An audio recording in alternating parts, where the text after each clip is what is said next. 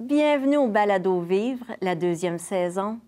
Merci à nos partenaires Nous TV pour leur travail exceptionnel.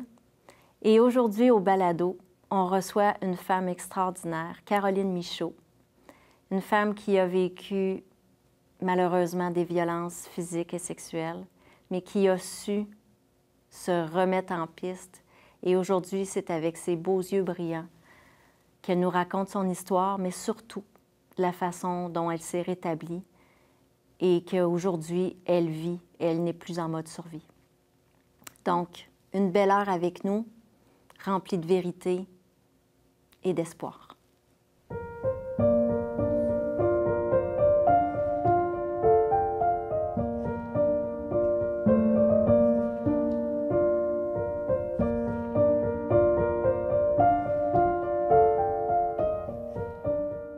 Bonjour Caroline, comment ça va? Ça va bien, toi? Ça va super bien. Bienvenue au Balado Vivre. Merci pour l'invitation. Hey, ça fait tellement plaisir. Ça fait plusieurs fois, quand même quelques fois qu'on se voit. Oui. On avait parlé déjà l'année passée, lors de notre première saison, qu'on voulait t'inviter sur le balado. Et c'est cette année, enfin, que ça se fait. Oui. Alors, tu connais le thème du balado. En fait, vivere, ça veut dire vivre en italien, mais c'est aussi la déclinaison de 3 mots. Vivre, vérité et rétablissement. J'aimerais savoir pour toi, que veut dire le mot vivre? C'est vraiment des mots. C'est très... ça veut dire beaucoup de choses, en fait. Mm-hmm. En ce qui me concerne, moi, vivre, ça veut dire d'arrêter de survivre. Mm-hmm. D'arrêter d'être dans la survie tout le temps, puis de cesser de toujours avoir peur de quelqu'un ou de quelque chose. Mm. C'est aussi d'apprendre à connaître la vie, à découvrir la vie. Puis d'apprendre à l'aimer, à la célébrer, puis à lui donner la place dont elle a le droit, en fait, pour moi. C'est pas évident, parce que pendant longtemps, moi, je suis dans la souffrance et tout ça. Donc, c'est de cesser de souffrir aussi. Puis d'arrêter de penser toujours au passé, le futur, mais de me ramener dans le moment présent. Oui, parce que souvent, on le dit tous, de vivre le moment présent, mais c'est plus difficile qu'on pense. On a toujours la petite porte en arrière qui est trop facile à aller voir, trop facile à faire trop d'introspection souvent. Oui. Ça nous empêche de vivre. Absolument. C'est vraiment ça qui nous arrête finalement, puis qu'on tombe dans le mode survie. Tout à fait. Puis c'est vraiment ça, mon histoire, pendant des années. Donc, pour moi, ça, c'est important, d'arrêter de survivre, puis d'être dans le moment présent, puis de savourer ces moments-là aussi, ce qui n'est pas évident. Non. Et dans la vérité? La vérité, pour moi, en fait, c'est d'arrêter d'être dans le déni, dans la dissociation, beaucoup. C'est d'accepter ce que j'ai vécu, d'apprendre à vivre avec,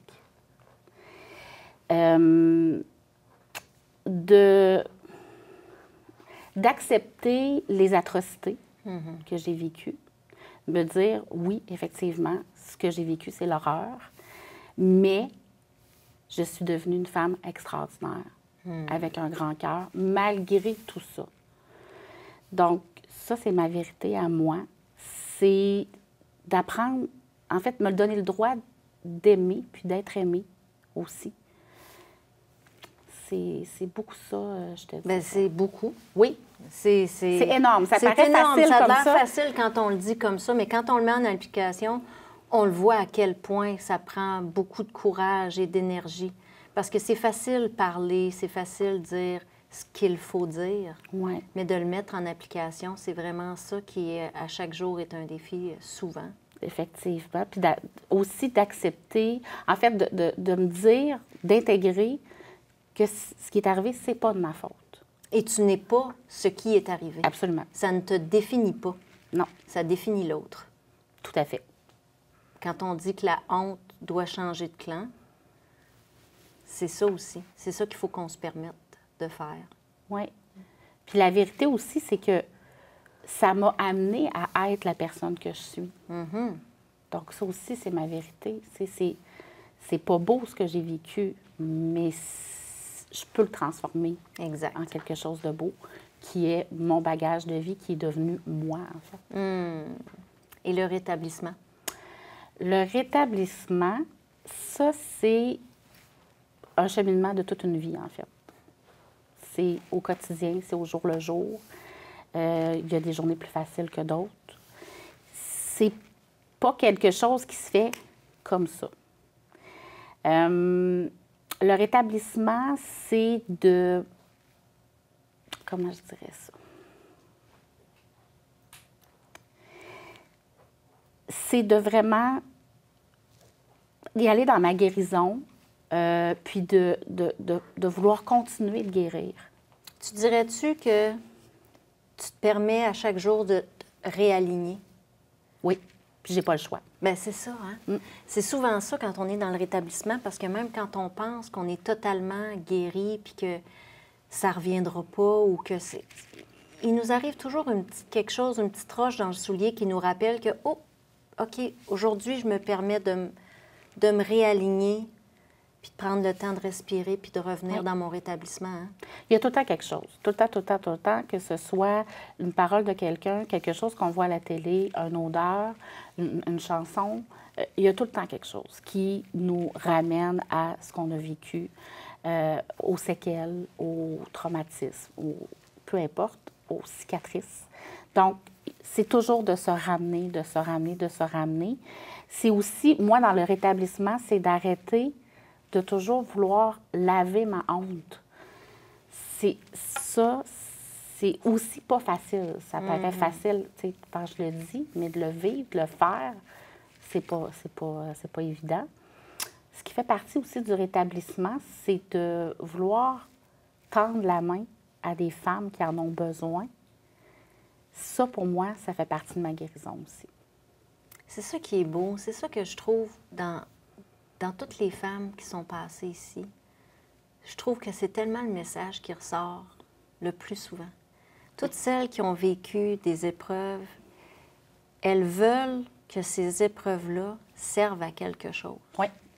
Et dans le don de soi, puis de tendre la main aux autres, c'est vrai que ça fait du bien. C'est vrai que ça fait du bien. Oh, oui. Puis j'ai longtemps été une femme qui était seule, puis grâce à la Fondation, je rencontre plein de belles femmes, puis plein de belles histoires, mais c'est toujours le point commun. Oui. Des femmes qui ont vécu des trucs, puis que là, ils se mettent au service du bien-être des autres. De faire comprendre que oui, c'est difficile aujourd'hui, mais un jour, tu vas voir, ça va te donner une force que tu connaissais peut-être même pas. C'est parce que ça donne un sens à ce que tu as vécu. Parce qu'en réalité, à un moment donné, tu te dis, mais pourquoi moi? Pourquoi j'ai vécu ça? Pourquoi ci et ça? Puis le fait de pouvoir venir en aide à des personnes, ça vient donner un sens à ce que tu as vécu, puis ça vient mettre un baume, je pense, puis du positif aussi, tu sais. Fait que c'est ça qui fait du bien, tu sais. Puis c'est de dire, bien moi, mon bagage, malgré le fait que ce bagage-là, je l'ai eu à travers de la souffrance, etc., ça reste que ça peut servir, tu sais. Fait que c'est ça qui fait du bien. Puis c'est pour ça, je pense qu'on a toute tendance à vouloir tendre la main puis à vouloir venir en aide aux gens. C'est de dire... Puis aussi, de se dire, bien, moi, j'aurais aimé ça, qu'on m'aide à certains moments dans ma vie. Oui, oui. Ça, c'est la phrase que je disais quand on a lancé la Fondation. J'aurais aimé ça. Ouais. J'aurais aimé ça, pas être seule dans ces moments-là, pas me sentir seule. Ouais. Pas me sentir seule. C'est cette solitude dans ton problème qui paraît si lourd. Tout à fait. Est-ce que tu as envie de nous partager un peu de ton histoire? Oui, absolument. Par commencer, mon Dieu. En fait, mon histoire, ça commence, mettons, mes parents ont divorcé, j'avais à peu près 4 ans. Puis, ma mère a fait rentrer un homme dans sa vie, j'avais à peu près 6 ans.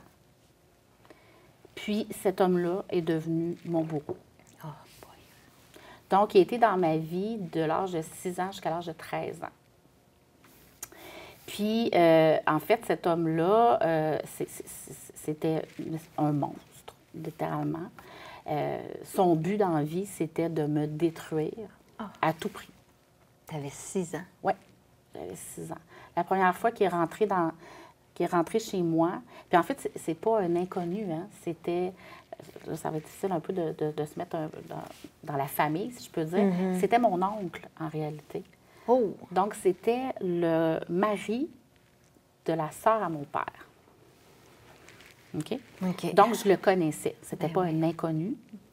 Mais quand il est arrivé chez moi, au début, ma mère, elle nous a fait voir ça comme on héberge mon oncle, bon, tout ça. Puis finalement, il n'est jamais reparti. Et cet homme-là, c'était la méchanceté incarnée. Puis son but, là, pour vrai, là, c'était de me détruire. De tout ce qu'il pouvait faire pour me faire du mal, il le faisait. Puis ça se traduisait comment, en fait? C'est que, premièrement, il y a eu des abus sexuels pendant pratiquement tous les jours, pendant cette période-là de 6 à 13 ans. Et c'était, oui, il y en avait qui s'étaient cachés dans ma chambre à coucher. Ils venaient me rejoindre le soir, la nuit, en cachette, évidemment, en catimini, pour pas que ma mère s'en rende compte. Mais ça se faisait aussi devant ma mère. C'est-à-dire que des petits attouchements, là, tu sais, il passait à côté de moi, prenait une fesse, un sein, tout le temps comme que je sois toujours en hypervigilance, puis tout le temps comme stressée de, bon, qu'est-ce qui va m'arriver aujourd'hui, qu'est-ce qu'il va faire. Puis, ça se traduisait aussi beaucoup dans la violence verbale. Donc, moi, j'étais une ci, une ça, une moins que rien, une folle, une vache. Bon, en fait, tous les mots que tu peux imaginer. Moi, c'était ça à longueur de journée. Puis, tout ce que j'aimais, il me l'enlevait. Puis, tout ce que je ne voulais pas, il me l'imposait. Fait que ça se traduisait dans la nourriture, ça se traduisait, peu importe, là, tu sais. Pendant 7 ans, moi, j'ai pas mangé ce que j'aimais dans la vie. C'était forcé. Ta mère, elle voyait ça. Oui. Puis pas de réaction. Bien, en fait, tu sais, il y avait de arrête, fais pas ça, des choses comme ça, mais tu sais, pas plus que ça. J'imagine qu'elle aussi, elle était dans la peur et dans le... Parce que c'était beaucoup, tu sais, si vous partez, je vais vous tuer. OK. Il y avait beaucoup de menaces, là. OK. Fait que ta mère aussi vivait de la violence psychologique. Oui. Puis, OK. Ouais.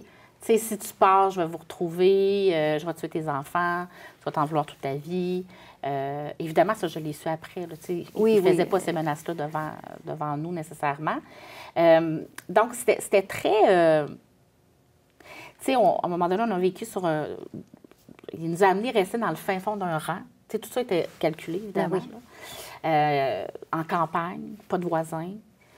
Tu sais, le lieu idéal, là, tu sais, pour te dire, tu es loin de tout le monde, tu peux pas te sauver, tu peux pas...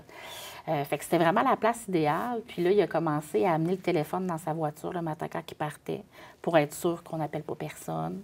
On n'avait pas le droit d'écouter la télévision. Tu sais, j'avais aucun... Vous étiez séquestrés, là, Absolument. en fait. Là. Oui, tout à fait. Tout à fait. Puis, t'es rendu à quel âge? Aujourd'hui? Non, dans cette période-là, de 6 à 13 ans.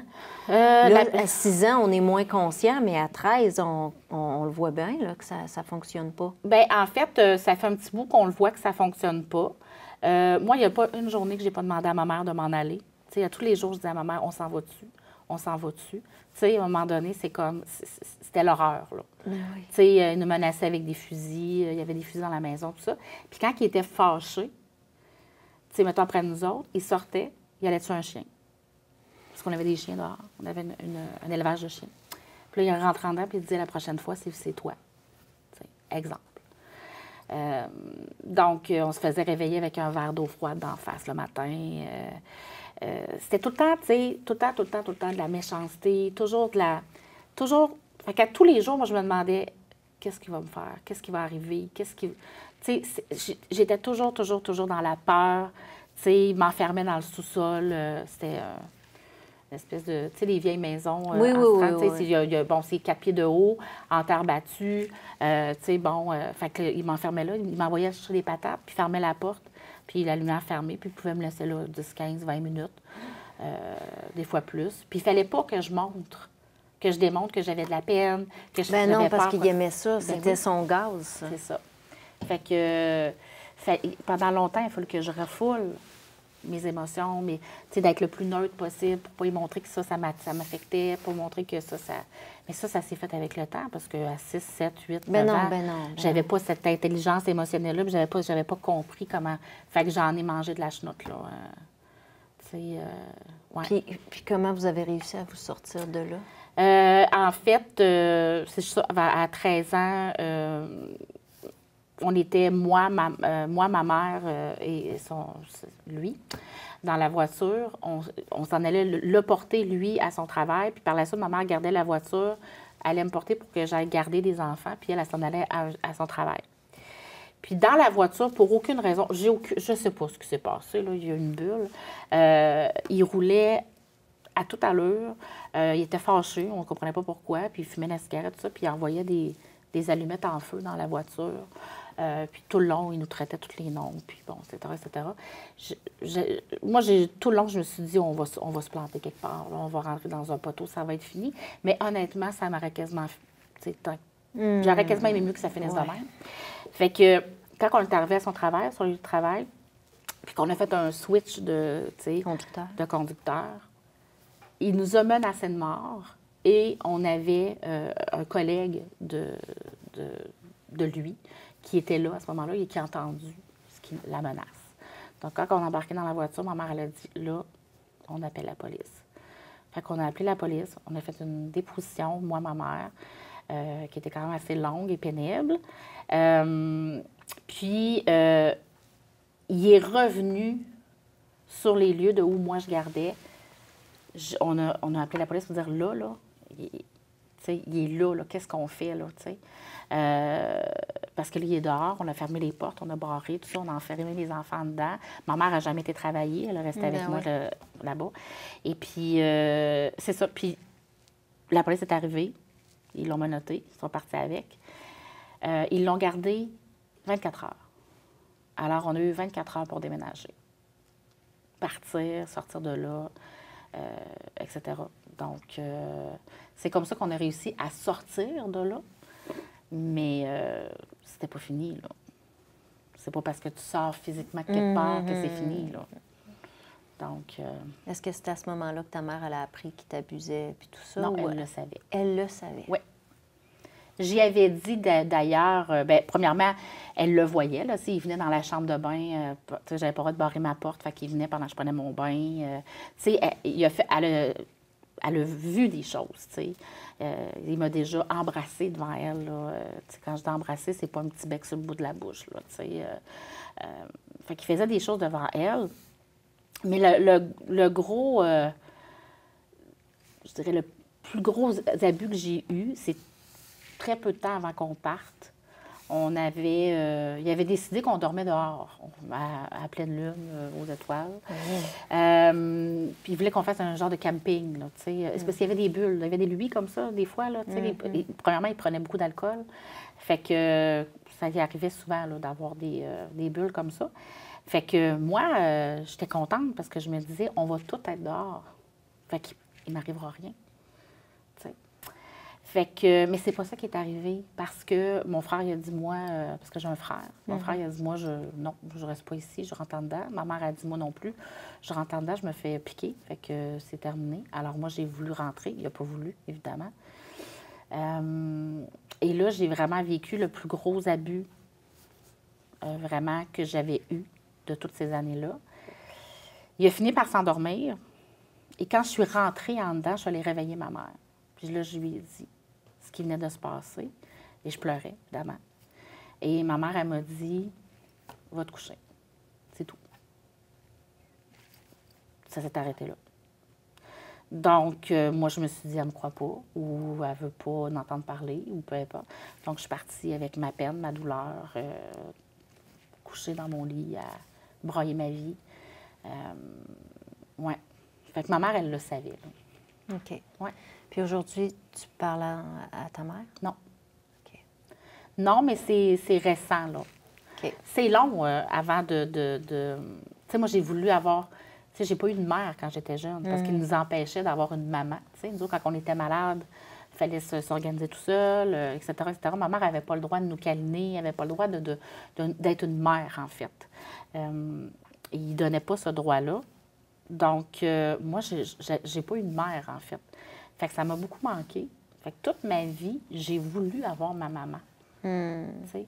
Fait qu'au-delà de ce que j'avais vécu, de ce qu'elle, elle savait, etc., moi, je voulais ma maman.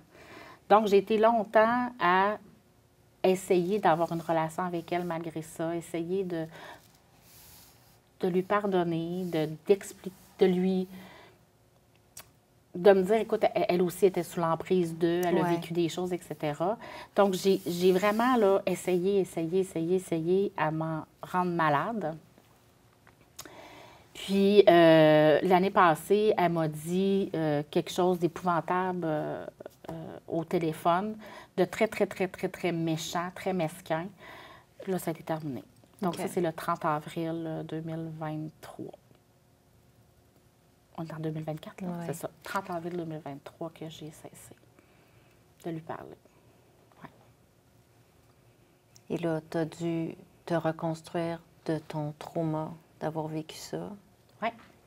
En plus du sentiment d'abandon, évidemment, parce que tu n'as pas eu ta mère avec toi. Et là, dans ta vie adulte, tu viens de reprendre le contrôle de ta vie. Oui. Et c'est récent. C'est récent de reprendre le contrôle. Parce que pendant des années, après qu'on soit parti de là, je suis dans le déni total. Là. Je suis dans la dissociation. L'humain est bien fait parce que c'est tellement atroce, la douleur, ça fait tellement mal que tu te dissocies, ton corps se déconnecte et tu fais comme si c'était jamais rien passé. Et ça dure pendant des années que je suis dans le déni, que j'en parle pas, que je vis ma vie comme si... Mais tu sais, on le sait que quand on vit des atrocités comme ça, normalement, ça va nous amener vers des enjeux en santé mentale souvent. Oui. Ce qui était mon cas. Donc, moi, j'ai commencé à faire de l'anxiété généralisée à l'âge de 6-7 ans. Donc, suite à tout ça. Donc, de l'anxiété généralisée, stress post-traumatique. Mais tout ça, là, j'ai vécu ça pendant des années sans aller consulter. Là. Non, parce que à 7 ans, si tu dis que tu te fais agresser puis tu as comme réponse « va dormir », évidemment que si tu dis « maman, je ressens de l'anxiété »,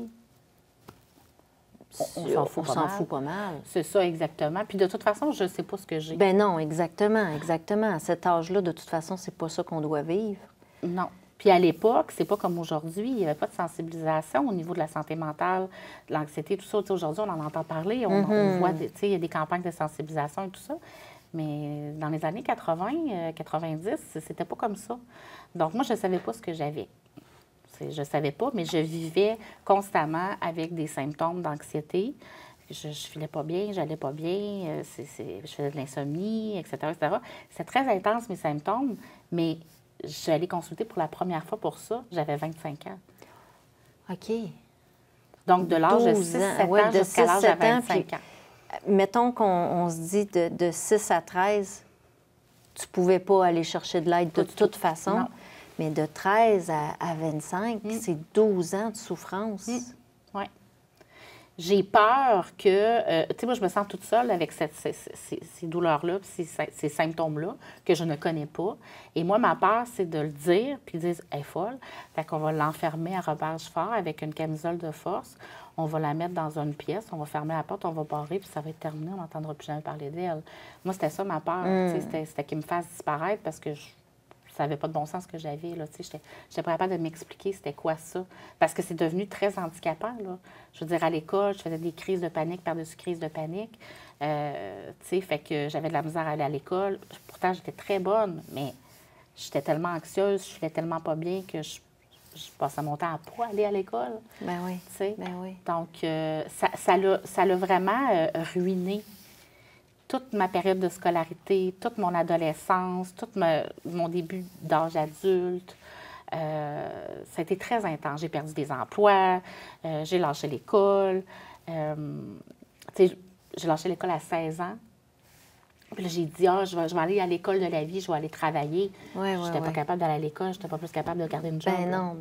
Tu sais. Ben non. Fait que c'est ça. C'était très intense. Puis à un moment donné, ben c'est devenu tellement invalidant. Je n'étais plus capable de sortir de chez moi, plus capable d'aller faire l'épicerie, plus capable de rien faire. Donc là, à un moment donné, là, je suis allée voir mon médecin de famille, puis j'ai dit, là, c'est ou bien que tu me donnes quelque chose, ou je sors d'ici, je cherche une vanne, je me pitche devant, puis c'est terminé, là. Fait que c'est là que ça a commencé. C'est là que ça a commencé. C'est là que tu as rentré dans le système, Ouais. puis que tu as été chercher de l'aide. Oui. Puis tu vois-tu des résultats rapidement après ça? Non. Ou... OK. En fait, des résultats sur mon état physique. Ou juste de compréhension? Oh mon Dieu, même pas. Même pas. Non. OK. Non, je dirais que c'est arrivé plus tard, ça. Les symptômes physiques ont diminué un peu quand même. J'ai eu des moments de répit parce que la médication a fait effet. Mais c'était pas top, là. Tu sais, c'était jamais... je continuais quand même à faire de l'anxiété, je continuais quand même... Mais au moins, on avait nommé. Tu sais, mon médecin avait dit, tu souffres d'anxiété généralisée. Tu sais, au moins, j'avais un nom. Tu sais, je savais ce que j'avais. Il a validé mes symptômes. Donc là, je me disais, je suis pas folle, je ressens ça, OK. Fait que ça, c'est un bout quand même qui est limite un baume, que ça fait du bien. Mais j'étais quand même pas tant fonctionnelle que ça. OK.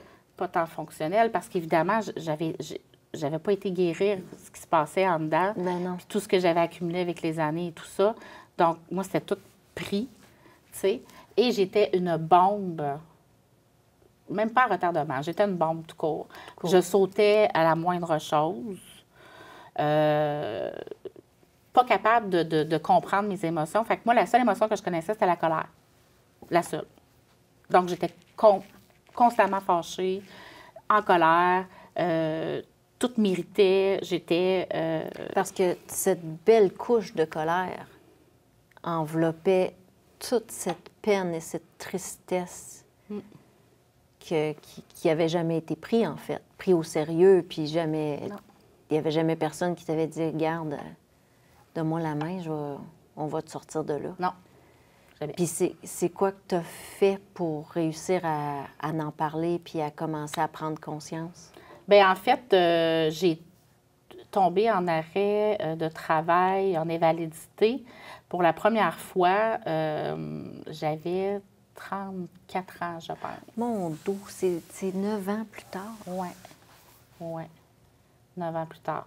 Puis dans cette période-là, j'ai perdu des jobs, j'ai été très chanceuse, j'ai eu des bons conjoints, mais mon Dieu, qui ont écopé, là, c'est épouvantable. Et je m'en excuse, mais c'est eux autres les plus proches, donc c'est inévitablement eux autres qui subissent le plus. Donc, oui, c'est à l'âge de 34-35 ans, je suis tombée en invalidité. Et c'est l'agente de mon dossier d'invalidité qui me propose à ce moment-là d'aller voir un psychologue, un psychologue, pour aller faire une thérapie, en fait. OK. Donc, j'ai commencé à faire une psychothérapie à ce moment-là, au CLSC. Et ça, c'est pas génial non plus, dans le sens où tu as un nombre limité de séances. Hein? Donc, c'est pas parce que tu as 10 séances qu'après 10 séances, tu vas bien, puis qu'après ça, c'est fini, tu sais. Fait que c'est là que ça a commencé un peu tout ce qui est thérapie et tout ça. Mais, tu sais, oui, je vidais mon sac. Oui, je disais ce que j'avais vécu, ce qui s'était passé. Ça faisait du bien. Mais je faisais pas plus de travail sur moi-même. Je fermais la porte, je me retournais chez nous, puis c'était terminé. Je faisais pas d'introspection. J'essayais pas de faire des causes à effet. J'essayais pas... Non, moi, je sortais ce que j'avais à sortir, puis ça s'arrêtait là. Fait que c'était pas tant thérapeutique, là, tu sais. Puis on a travaillé plus sur le cognitivo-comportemental, là, tu sais, plus au niveau de l'anxiété que ce que j'avais vécu réellement aussi. Donc, ce qui créait l'anxiété? Absolument. Moi, c'est ce qui me fascine. C'est qu'à partir du moment où tu sais que tu as un problème d'anxiété, pourquoi qu'ils vont pas chercher qu'est-ce qui crée ça? Tu n'es pas né avec ça. Non. T'es pas né, on vient pas au monde hyper vigilant, avec une colère intense, puis on vient pas au monde comme ça. Non. C'est clairement, au lieu de soigner le problème, il devrait soigner la cause du problème. Absolument. C'est ça que je ne suis pas psychologue du tout, mais moi aussi, c'était J'allais dans le bureau, puis je faisais que vider toute ma peine et ma misère, mais à part me faire dire « je t'entends, je t'entends, je comprends ». Non, tu comprends pas pantoute. Tu comprends pas, là, sérieux, tu sais pas. Non. Donc, c'est ça qui est difficile. Est-ce que tu as dû sortir du chemin tracé du système de la santé pour être capable de... En fait, ce qui est arrivé, là, c'est que... c'est ça. J'ai fait une dépression à ce moment-là qui a duré quand même 2 ans, où j'ai fait cette thérapie-là, entre autres, et que quand c'était fini, moi, j'avais pas fini, mais on m'a dit c'est terminé. Donc, j'ai refait un bout de chemin, j'ai retourné au travail et tout ça. J'allais pas mieux, là. Ben non. Je suis retournée au travail parce que mon invalidité, tu sais, c'était ça, ou bien tu n'as plus rien, il faut que tu retournes travailler. Donc, je suis retournée travailler, puis j'allais pas mieux, là. C'était pas... ça allait pas du tout. Mais j'ai fait, encore une fois, j'ai fait un bout de chemin. J'ai fait un bout de chemin et j'ai... En fait, ce qu'il faut que je dise, là, je m'excuse, je vais revenir un peu en arrière. Pas de problème. Dans cette période-là aussi, quand je suis tombée en dépression, la même agente qui m'a proposé d'aller en thérapie, je m'étais quand même ouverte à elle, un peu de ce que j'avais vécu et tout ça. Puis elle m'a dit, est-ce que tu as pensé à faire affaire avec l'IVAC? Personne n'avait parlé de l'IVAC, moi. Personne. Mon médecin de famille, peu importe. Personne. Puis là, j'ai fait comme, mais pourquoi? Et là, elle m'explique, elle dit, bien, c'est parce que tu aurais droit à de l'aide, etc., etc. Puis elle, c'était beaucoup dans le but aussi de dire, bien, s'ils peuvent payer, nous autres, on ne payera pas. Si on s'entend qu'il y a de la bureaucratie là-dedans. Tout ça. Bon. J'ai fait mes démarches à l'aide avec la Calax et tout ça. Pas la Calax, la CAVAC. La CAVAC. Qui m'ont aidé à monter un dossier et tout ça. Ça aussi, ça a été l'horreur. De prouver que tu es une victime, c'est quelque chose. C'est vraiment quelque chose. C'est pas évident. Puis moi, en fait, mon bourreau, il est décédé quand j'avais 19-20 ans. Je ne l'ai jamais emmené en cours, j'ai jamais... Bon. Donc là, il a fallu que je me débatte de « ouais, mais pourquoi tu n'en as pas parlé avant? Pourquoi que tu ne l'as pas, lui? » Tu sais... Oui. Ça, c'est dans quelle année? Je sais pas. C'est ça, là, j'ai 34-35 ans, là, quand je suis tombée en dépression la première fois. Je sais pas si aujourd'hui, ils sont un peu plus à l'écoute et moins... Bien, écoute, moi, j'ai un historique avec eux autres, c'est-à-dire qu'à l'époque, je me suis battue, ils m'ont refusé à cause du délai de prescription à l'époque, parce que le fameux délai de prescription. Donc, je me suis rendue au tribunal administratif. Je me suis rendue jusque-là. Là, j'avais 3 juges en avant de moi. J'avais les avocats de l'IVAC qui étaient contre moi, d'une certaine façon, qui parlaient de jurisprudence, de toutes sortes de choses que moi, c'est pas du tout mon langage. Je n'avais pas d'avocat parce que je ne savais pas qu'il fallait que je me mette un avocat. Fait que, je me suis fait complètement démolir parce que là, tu racontes ton histoire dans les moindres détails. Et finalement, au final, pour te faire dire, ben non, ça ne passera pas. Donc, voilà. Alors ça a été quand même une claque à la gueule intense. Parce que tu vas chercher de l'aide, puis tu en ressors plus blessé que tu étais avant d'arriver. C'est un petit peu contradictoire. Oui. Ça ne fait pas de bien du tout, du tout. Donc ça, c'est vers 34, 35, 36 ans, là, dans ces eaux-là. Et j'ai retombé à 40 ans. J'ai repogné une débarque là. Tout a débarqué. Là, tout a lâché, en fait. Le psychologique, le physique, tout a lâché. Donc là, je ne mangeais plus, je ne dormais plus. J'avais des symptômes physiques que je n'avais jamais eu de ma vie. Je ne savais pas ce que j'avais. Je savais que c'était de l'anxiété, mais là, c'était plus que ça. Là. Non, ton corps était tanné. Oui, là, j'étais épuisée. Il t'a dit, moi, je débarque. Oui, il a dit, gars, là, ça ne marche plus. Je suis allée, entre-temps, j'avais changé de médecin de famille, je suis allée voir le nouveau médecin de famille, il a essayé de me prescrire d'autres choses. Il n'était pas très aidant et très à l'écoute, là. Il avait l'air plus à bout que d'autres choses, là, honnêtement, de moi, là. Parce qu'en plus, je suis hypocondriaque. Fait que, tu sais, moi, j'arrivais dans le bureau, puis j'étais tout le temps bien stressée, puis etc. Fait qu'on dirait qu'il était comme tanné, là, tu sais. Puis là, je disais, vas-tu finir? Ça paraissait, en tout cas. Anyway. J'ai pas senti de l'aide vraiment de sa part à lui. Fait qu'à un moment donné, ce qui est arrivé, c'est que peut-être 1 mois et demi, 2 mois après que j'ai commencé à être en arrêt, écoute, je suis assise chez nous, puis j'ai un sac avec plein de médicaments. Parce que avec le temps, tu sais, ça une molécule, bon. Fait que j'ai ça sur les genoux, puis je me dis, moi, c'est terminé, je m'en vais, c'est fini. Je veux plus vivre comme ça, je veux arrêter de souffrir. Ça fait des jours et des semaines que je pleure ma vie, tu sais. Puis je sens pas que je peux avoir d'aide de personne, je me sens pas soutenue du tout. Mais je sais pas ce qui s'est passé, honnêtement. Il y a comme eu un déclic, parce qu'en réalité, je veux pas mourir, je veux juste que ça arrête. Exact. Je veux arrêter mon mal. Fait que je sais pas pourquoi, j'ai eu le réflexe de chercher un centre de crise pour appeler, pour avoir de l'aide. Fait que je suis tombée sur une dame incroyable qui a compris très, très vite ma souffrance et tout ça.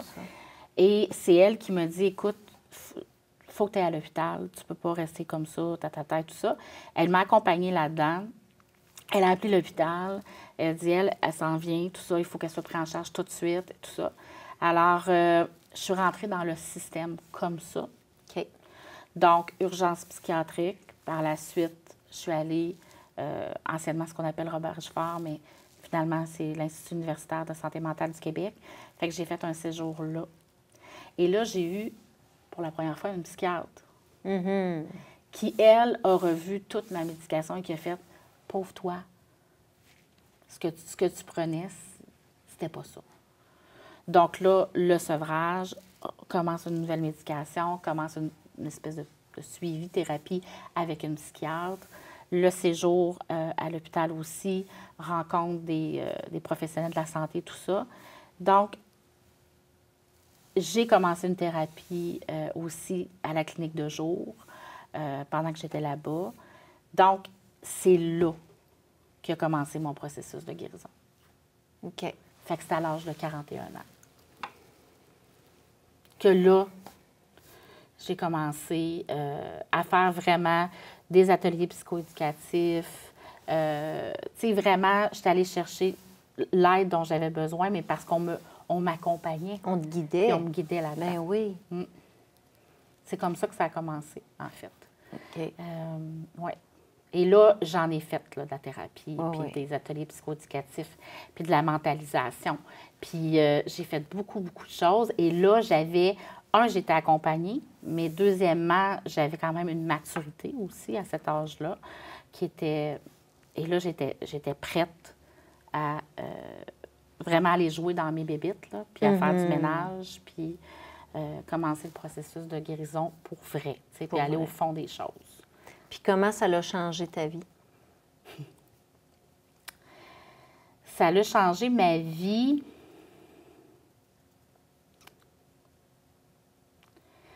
Parce que là, maintenant, je vis.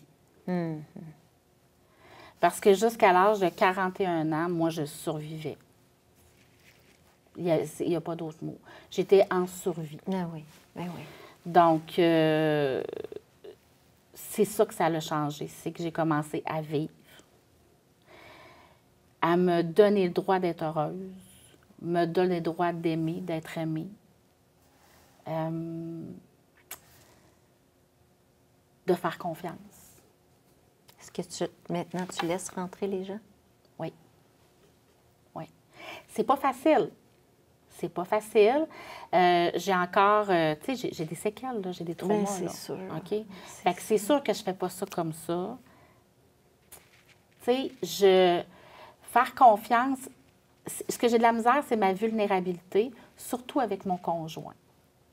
De démontrer ma vulnérabilité et que j'ai de la misère. Parce que moi, dans ma tête à moi, tu vas venir l'utiliser contre moi. Bien, ta programmation, c'est ça. Oui. Ta programmation, c'est ça. Fait que, tu sais, tant que ça ne sera pas reformaté, ça partira jamais. Parce que ça te ramène, tu sais, excusez de l'anglicisme, mais les neuro-associations, dès que tu vis quelque chose, ça retourne à ton programme 6, 7, 13 ans. Cette période-là, qui a été longue, mais regarde toutes les années que ça t'a pris avant de pouvoir commencer à te remettre de ces années-là. Fait que tous les mauvais programmes qui sont là, c'est sûr qu'ils font en sorte qu'aujourd'hui, tu reviens dans... Tu les comprends. Oui. Aujourd'hui, tu les comprends, tu en prends conscience. Absolument. Mais ça reste là. Oui. Puis c'est un vieux réflexe. Ben oui. Tu sais, je vais avoir tendance à, au lieu de démontrer que j'ai de la peine, puis te dire, te nommer, ça me fait de la peine. Ça me fait mal. Je vais me mettre en colère. Ben oui. Parce que mon but, c'est de crier plus fort que toi pour être sûr que tu ne viennes pas jouer dans mes blessures puis que tu me fasses du mal. Tu sais, je le comprends. Je comprends tout le schéma. Je comprends tout, tu sais, là, oui, parce que j'ai tellement travaillé là-dessus, puis j'ai tellement lu, puis j'ai tellement, tu sais, que oui, mais... Mais la machine, elle part toute seule. La machine, elle part toute seule. Ça. Tu viens de peser sur Enter. Il fait, là. Oui. C'est du tac au tac. Quand vient même que tu le sais, après coup, mais c'est ça qui t'a allumé. Puis c'est ça qui est difficile dans notre vie quand on a vécu quelque chose. Oui. Puis qu'il y a des personnes qui ne comprennent pas notre réaction puis qui disent, ben voyons, c'est surdimensionné ce que tu viens de réagir. Mais c'est pas à ça qu'on a réagi. C'est à ce qu'on a vécu avant. Pratiquement à toutes les fois. Tu sais, je pensais à ça, là, justement, en m'en venant, là, puis pratiquement à toutes les fois que je me mets en colère, majoritairement du temps, c'est pas ce qui vient de se passer. Ça n'a rien à voir. C'est vraiment par rapport à ce que j'ai vécu. Et là, ça vient jouer sur un traumatisme, sur un... Peu importe, mais ça vient jouer sur quelque chose. Puis là, paf, c'est ce qui ressort en premier, tu sais. Fait que c'est difficile de se débarrasser de ça. Mais c'est possible. Absolument. Parce qu'on a reçu ici, la première saison, Nathalie Gilbert, qui fait du EFT, la déprogrammation. C'est incroyable, là. C'est incroyable à quel point que notre cerveau, c'est une belle machine. Absolument. C'est une belle machine. Puis moi qui j'avais jamais dormi sur mes 2 oreilles. Une séance. Mon mari est capable de sortir de la chambre, commencer sa journée, je dors. Ça m'était jamais arrivé. C'est extraordinaire. Une séance où elle a dit au cerveau, « Hey, dors. Ça va bien, tu es en sécurité, là. Toute la programmation que tu as eue avant, c'est fini. Tu t'en es sorti. Bravo, beau petit cerveau. Maintenant, fais ce que je te demande, qui est de dormir au moment où tu dois dormir. » Absolument. Donc, c'est ça qui est fascinant parce que il y a beaucoup d'outils, Puis je trouve qu'on les connaît pas encore assez. Je trouve que il y a tellement de choses aujourd'hui, qu'il y a tellement d'études qui sont faites sur le côté psychologique, puis la santé mentale, puis c'est ça qu'il faudrait pousser, parce que c'est pas de la magie ou de l'ésotérisme, là. Non. C'est vraiment une méthode de guérison qui va avec le même principe que ton cerveau. Tu sais, ils mettent des enfants dans une pièce, puis ils voient leur réaction face à des situations. Ils constatent. Bien, faisons juste défaire ça à l'envers. Ça se fait aussi. Ah oui, ça se fait. Tu sais, donc c'est... Puis aujourd'hui, tu dirais que tu continues à aller chercher de l'aide ou tu fais ça de ta façon? Bien, en fait, la beauté de la chose, le positif dans tout ça, c'est que j'ai fini par être reconnue par l'IVAC. Reconnue par l'IVAC. OK. Parce qu'ils ont changé la loi sur le délai de prescription en octobre 2021, si ma mémoire est bonne. Et quand j'ai vu ça, j'ai fait « OK, je fais réouvrir mon dossier ». Alors, j'ai fait réouvrir mon dossier et j'ai été acceptée. Donc là, le fait d'être acceptée, ça me fait du bien aussi parce que moi, mon bourreau est décédé. Donc moi, j'avais besoin, c'est pas une question de faire pitié ou quoi que ce soit, Non, mais non, j'avais non, besoin non. qu'on dise, je te reconnais en tant que victime. Tu es une victime. Tu sais. J'avais besoin de cette validation-là. Puis le fait d'être reconnu par l'IVAC, bien évidemment, on a le droit à plusieurs choses de payer ou quoi que ce soit pour venir t'aider. Donc ça, c'est une belle chose. Ça a été une grosse bataille, mais ça a valu la peine pour ce que ça donne en bout de ligne, quand même. Tu sais, c'est comme, mettons, un psychologue, exemple, c'est payé, etc., etc. Fait que, tu sais, pour ceux et celles qui ont moins de sous, par exemple, ça peut être très intéressant. Donc, premièrement, je suis rentrée à l'IVAC, là, si je peux dire. Là. Fait que ça, c'est une chose. Et j'ai commencé aussi à... tu sais, oui, j'ai vu des psychologues, comme j'ai dit, tu sais, j'ai fait des ateliers psychoéducatifs et tout ça. Mais là, je suis rendue à l'hypnose. Et ça va bien. Ça m'aide beaucoup aussi parce que ça ressemble un peu à, justement... La déprogrammation. Absolument. Fait que ça, honnêtement, avoir su le bien-être que ça faisait, j'aurais commencé par ça, je pense. Tu sais? Parce qu'honnêtement, je pense que c'est une des choses qui a été le plus aidante pour moi, c'est l'hypnose. Bien, c'est parce que ça nous ramène exactement au cœur du problème. Ouais. Moi, quand j'en ai fait, ça a été ça. C'est des endroits que notre cerveau est vraiment bien fait. Il l'a oublié, puis tant qu'on y va pas puis qu'on le creuse pas, on n'est pas capable de le guérir. Ouais. Fait que, oui, c'est vrai que l'hypnose, ça fait son effet qui est très bénéfique pour ce qui est très enfoui, je pense. Bien, c'est un peu ça que l'hypnologue, elle m'expliquait, c'est qu'elle dit tout ce que tu as fait en thérapie, c'est pas perdu. Ben non. Mais c'est beaucoup en surface. Eux autres, c'est plus la surface. L'hypnose, c'est vraiment le fond du fond. Là. Elle dit on se rend vraiment très, très, très profond. Puis moi, quand je suis arrivée là-bas, moi, je pensais que c'était comme des films, là. Tu sais, tu tombais en transe, là, puis toute la patente. Non, c'est pas ça c'est du pas tout. ça du tout. Tu es tout à fait conscient. Mais sérieusement, c'est ce qui me fait le plus de bien. Mais c'est sûr que j'ai mis en place... Moi, j'ai un coffre à outils. J'aime l'appeler comme ça. Ben oui. Je l'ai rempli au fur et à mesure avec les années. Puis j'y retourne aux besoins et tout ça. Un coffre à outils, là, c'est ça que ça prend. Ah, absolument. Si tu me disais tes 3 outils.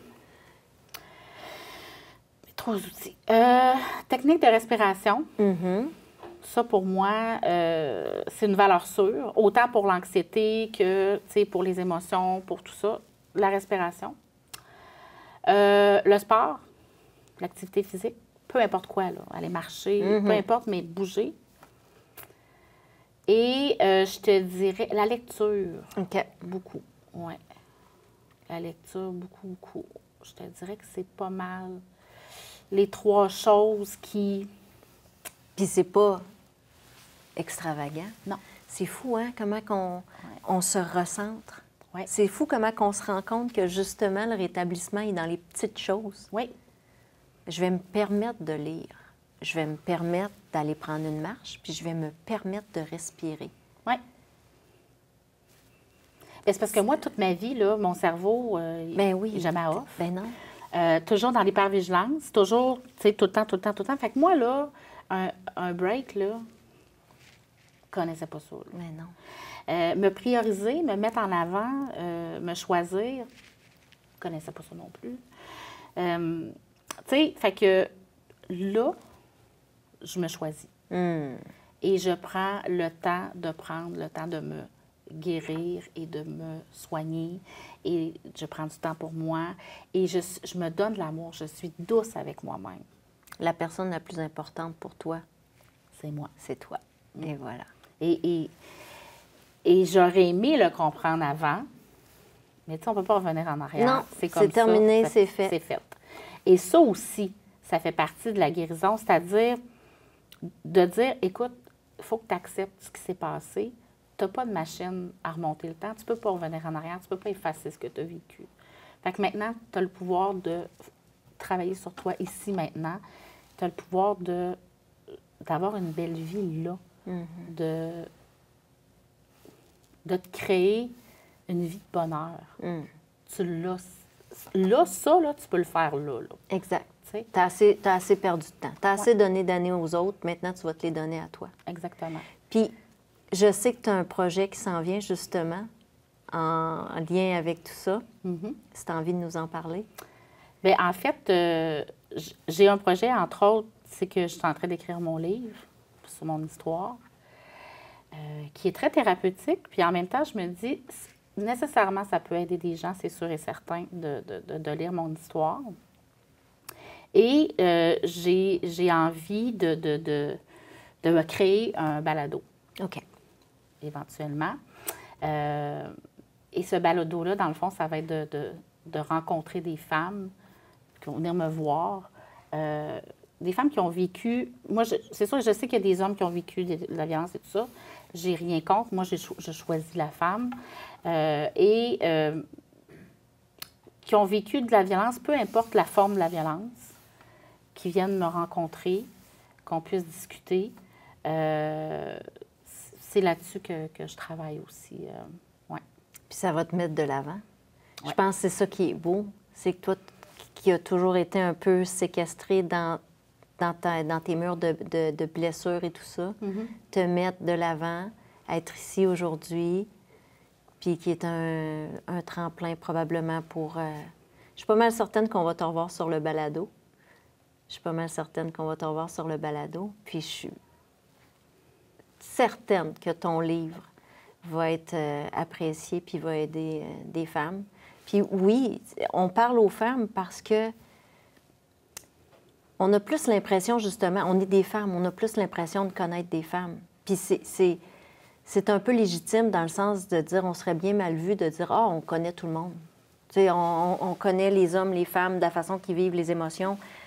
Oui, il y a certaines émotions qui se rejoignent, puis tout ça, mais de se dire... Bien, en tout cas, j'ai compris le côté féminin. Si j'ai pas encore compris le côté masculin, ça s'en vient. Ça s'en vient bien, mais... Non, mais... mais c'est un travail. Encore, non, ben non, c'est ça. Puis, tu sais, je suis une femme, fait que j'ai envie d'aider des femmes, tu sais, ça va de soi. Puis aussi le fait que la personne qui m'a fait le plus de mal dans ma vie, c'est un homme. Fait que, tu sais, j'ai rien contre les hommes en général, c'est pas ça, je suis pas en train de généraliser, mais est-ce que, tu sais, on dirait que j'ai comme pas envie de faire une place nécessairement.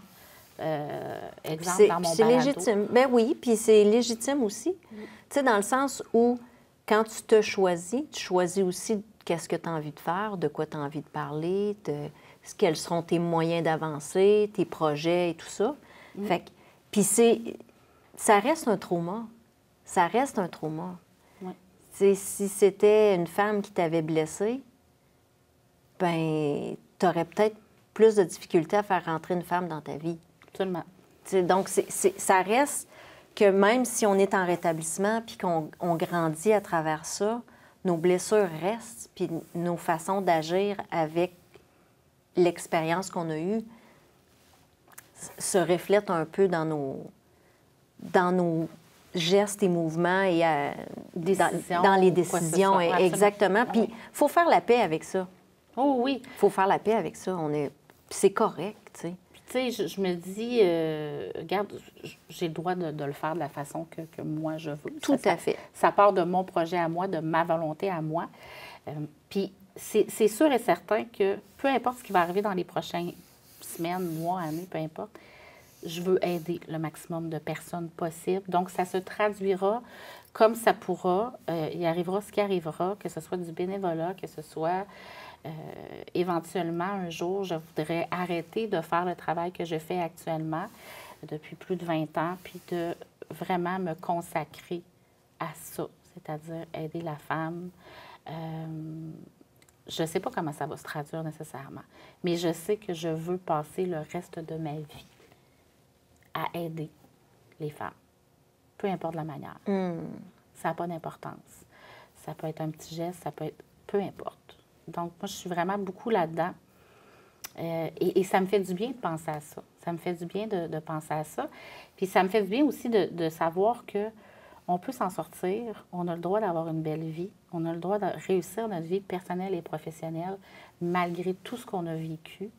il y a moyen de passer au travers. C'est pas facile. C'est pas, tu sais, puis on reste avec des traumas, on reste avec des séquelles, mais on apprend à vivre avec, puis ça fait partie de nous.